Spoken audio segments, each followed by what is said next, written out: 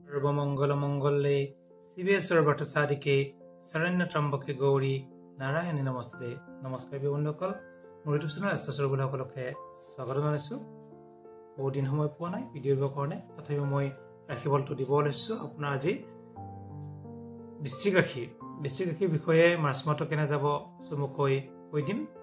যিহেতু বৃশ্চিক ৰাশি যদি চোৱা যায়, চতুৰ্থত আছে ৰবি, শনি, শুক্ৰ আৰু চন্দ্ৰ, পঞ্চমত বহি আছে বুধ আৰু ৰাহু, সপ্তমত বহি আছে বৃহস্পতি, অষ্টমত বহি আছে মংগল আৰু একাদশত বহি আছে কেতু। এনেকৈ আপোনাৰ গোটেই ৰাশি চক্ৰটো আৰম্ভ হৈছে মাৰ্চ মাহটো।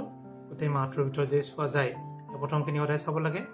ইয়াত আৰু এটা কথা আছে, আমি সদায় জন্মচক্ৰৰ লগত কিছু বৰ্তমান চক্ৰটো মিলাই চাব লাগে, তেতিয়াহ'লে 100% ফলবিলাক আমি পাব পাৰোঁ। এতিয়া আপোনাৰ ৰাশিৰ অধিপতি যিহেতু মংগল অষ্টমত বহি আছে, অষ্টম স্থানটো বহুত শুভ স্থানৰ নহয়, তথাপিও আপোনাৰ স্বাস্থ্যৰ অধিপতি হিচাপে কিন্তু অষ্টমত কিছু অকণমান শুভ, কিন্তু লগ্নৰ অধিপতি হিচাপে বা ৰাশিৰ অধিপতি হিচাপে অষ্টমত মংগলটো কিছু অকণমান অশুভ। আপোনাৰ পতি পত্নীৰ সৰু সুৰা বেমাৰ আজাৰ, তেজৰ সমস্যা এনেকুৱা অলপমান হ'ব পাৰে। টকা পইচাৰ ক্ষেত্ৰত যদি চোৱা যায়, টকা পইচাৰ ক্ষেত্ৰত যিহেতু অধিপতি বৃহস্পতি আপোনাৰ সপ্তমত বহি আছে, তেনে ক্ষেত্ৰত অতি শুভ বুলি ক'ব পাৰি। সপ্তম স্থান হৈছে বিবাহ স্থান, পতি পত্নী স্থান। তেওঁলোকৰ এইটো বছৰত যিসকলৰ বিবাহ হ'ল তেওঁলোকৰো অতি শুভ, অতি সাংসাৰিক শুভ বুলি ক'ব পাৰি। আৰু যিসকলে বিবাহ হোৱা নাই তেওঁলোকৰো কিন্তু বিবাহৰ যুগ চলি আছে। যিহেতু মে' মাহলৈকে যদি আপোনালোকে আগবাঢ়িব ইচ্ছা কৰে, মে' মাহৰ 15 তাৰিখলৈকে কিন্তু অতি শুভ, তথাপিও মাৰ্চ মাহটো অতি শুভ বুলি ক'ব পাৰি বিবাহৰ ক্ষেত্ৰত। গতিকে উন্নতিৰ যুগ আছে বিবাহ হোৱাবিলাকৰ, বা যিসকলে বিবাহ হ'ব তেওঁলোকৰো উন্নতিৰ যুগ, বহুখিনি উন্নতি হ'ব টকা পইচাৰ ক্ষেত্ৰত। আৰু পঞ্চম স্থানৰ অধিপতিও বৃহস্পতি, ধনস্থান আৰু পঞ্চম স্থান হৈছে আপোনাৰ পুত্ৰ স্থান বা আপোনাৰ উচ্চ শিক্ষা স্থান, প্ৰেম স্থান। গোটেই প্ৰেম সম্বন্ধীয় যিসকলৰ ভাল পোৱা তেনেকুৱা কিন্তু ছাকচেছ হোৱা যুগ আছে। যিহেতু দ্বাদশপতি শুক্ৰ আপোনাৰ কেন্দ্ৰত বহি আছে, তেনে ক্ষেত্ৰত আপোনালোকৰ অতি শুভ।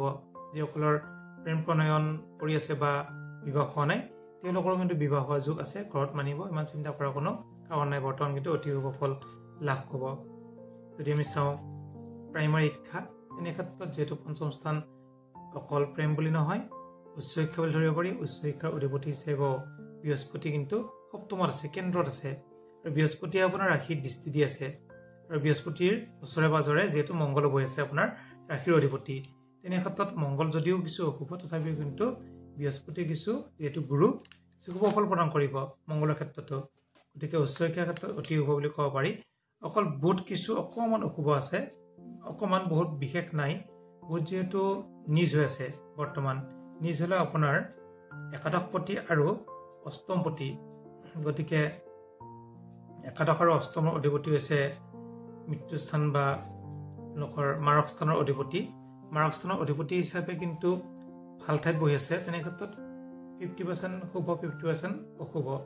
সৰু সুৰা বেমাৰ আজাৰ, নাৰ্ভৰ সমস্যা যিসকলৰ আছে তেওঁলোকৰ অলপমান বৃদ্ধি পাব পাৰে। যিহেতু মেডিকেল এষ্ট্ৰলজিটো অকণমান বেলেগ, মই যিহেতু ৰাশিফলখিনি দি থাকোঁ, মেডিকেল এষ্ট্ৰলজিটো কেতিয়াবা যিসকলৰ কিছু বেমাৰ আজাৰ যদি ভাল পোৱা নাই বা ভাল একদম পাব পৰা নাই, বহুখিনি অশুভ হৈছে, তেনে ক্ষেত্ৰত মই প্ৰতিকাৰ দিব পাৰিম।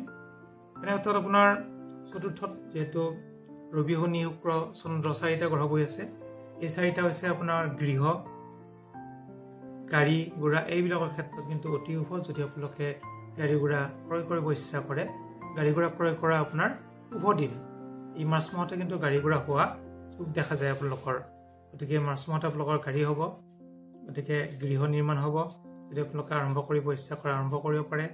গতিকে বন্ধুৰ পৰা সহায় লাভ কৰিব, যিহেতু বন্ধুস্থানৰ অধিপতিও শনি, স্বগৃহী। ভাতৃৰ উন্নতি হ'ব, ভাতৃয়ে চাকৰি পাব, আপোনালোকৰ ভাতৃৰ ক্ষেত্ৰতো অতি শুভ। ভাতৃৰ অধিপতি যিহেতু শনি স্বগৃহী বহি আছে, তেনে ক্ষেত্ৰত অতি শুভ।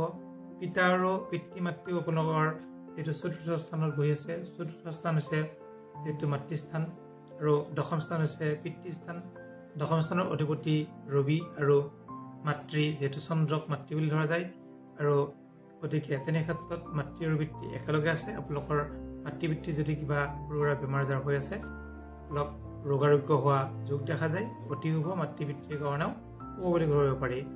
যদি আমি চাওঁ সপ্তমৰ মই কৈ দিলোঁ যদি ব্যৱসায় বাণিজ্যৰ ক্ষেত্ৰত আপোনালোকে ব্যৱসায় বাণিজ্য কৰিব ইচ্ছা কৰে পাৰ্টনাৰশ্বিপতো কৰিব পাৰে যিহেতু পাৰ্টনাৰশ্বিপৰ অধিপতি বৃহস্পতি আপোনালোকৰ পত্নী স্থান আৰু ব্যৱসায় স্থানত বহি আছে গতিকে ব্যৱসায় যদি আপোনালোকে কৰিব ইচ্ছা কৰে সোনকালে আৰম্ভ কৰক মাৰ্চ মাহৰ সোনকালে যিহেতু মে'ৰ 15লৈকে বৃহস্পতি থাকিব তাৰপিছত কিন্তু বৃহস্পতি সঞ্চাৰ হৈ যাব গতিকে সোনকালে আপোনালোকে কিন্তু ব্যৱসায় বাণিজ্য আৰম্ভ কৰিব পাৰে বৃহস্পতিৰ ক্ষেত্ৰত যদি আপোনালোকে দোকান দিব ইচ্ছা কৰে শিক্ষগুৰু ছাত্ৰৰ প্ৰয়োজনীয় বস্তুবিলাকৰ আপোনালোকে দোকান দিব পাৰে ব্যৱসায় বাণিজ্য কৰিব পাৰে ভাল ফল লাভ কৰিব মই অকল তেনেকুৱা শিক্ষাৰ ক্ষেত্ৰত বুলি কৈছোঁ বহুখিনি নাম কৈ থকা নাই তথাপিও বহি কলম কাগজ কিতাপ বহি এনেকুৱা যিকোনো ক্ষেত্ৰত আপোনালোকে যদি ব্যৱসায় বাণিজ্য কৰিব খোজে ভাল ফল লাভ কৰিব আপোনালোকে যিটো বৃহস্পতি আপোনাৰ ব্যৱসায় স্থানত বহি আছে বৃহস্পতি আৰু বৃহস্পতি হৈছে আপোনাৰ ধনস্থান ধন আৰু ব্যৱসায় আৰু হৈছে পুত্ৰস্থান বা প্ৰেম স্থান একেলগে বহি আছে এনে ক্ষেত্ৰত আপোনাৰ অতি শুভ বিবাহৰ ক্ষেত্ৰতো শুভ কৰ্মক্ষেত্ৰতো শুভ বুলি ধৰিব পাৰে কৰ্মাধিপতি হৈছে আপোনাৰ যিহেতু ৰবি আপোনাৰ কেন্দ্ৰত বহি আছে গতিকে কৰ্মটো সুফল পাব আপোনালোকৰ যদি কিবা এপ্লাই কৰে ঘৰৰ পূব চাইডত এপ্লাই কৰিব পাৰে তেতিয়া কিন্তু সোনকালে চাকৰি পোৱা যোগ দেখা যায় যিহেতু ৰবি আছে ৰবিৰ অধিপতি হিচাপে ৰবি হৈছে পূব চাইডৰ অধিপতি একাদশত আছে কেতু গতিকে তৃতীয় ষষ্ঠ একাদশত যদি পাপ গ্ৰহ থাকে অতি শুভ ফল প্ৰদান কৰে গতিকে কেতু আপোনালোকৰ অতি শুভ বুলি ধৰিব পাৰি কেতু গতিকে এনে ক্ষেত্ৰত আৰু প্ৰতিকাৰ হিচাপে আপোনালোকে অষ্টমৰ মংগলৰ প্ৰতিকাৰ কৰিব পাৰে তেতিয়া বিবাহৰ ক্ষেত্ৰত আপোনালোকৰ শুভ হ'ব যদি বিবাহ যোগ চলি আছে অষ্টমৰ মংগলত অকণমান মাংগলিক দোষ থাকে সৰু যিহেতু বৰ্তমান জন্মচক্ৰত যদি নাই কোনো প্ৰভাৱ নপৰে কিন্তু যিটো বৰ্তমান চক্ৰত বহিছে মংগল সেইকাৰণে মংগলৰ আপোনালোকে অলপ প্ৰতিকাৰ কৰিব আৰু যদি কিবা সুধিবলগীয়া থাকে আপোনালোকে সুধিব পাৰে ধন্যবাদ